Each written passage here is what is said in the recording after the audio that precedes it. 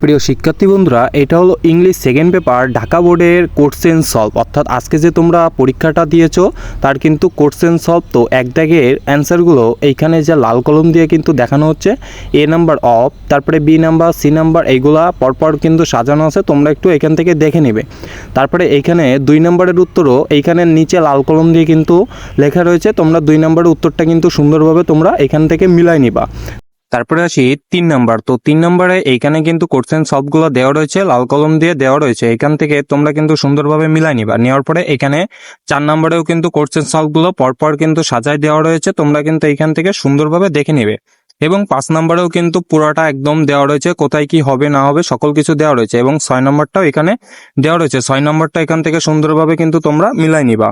তারপরে আসি 7 নম্বর। তো 7 নম্বরও এখানে কিন্তু লাল কলম দিয়ে দাগানো আছে এবং 8 নম্বরের উত্তরগুলোও কিন্তু এখানে পরপর কিন্তু সাজানো আছে। তারপরে এখানে 9 নম্বরের উত্তরগুলো কিন্তু পরপর সাজানো আছে, 10 নম্বরের উত্তরগুলোও কিন্তু পরপর সাজানো আছে।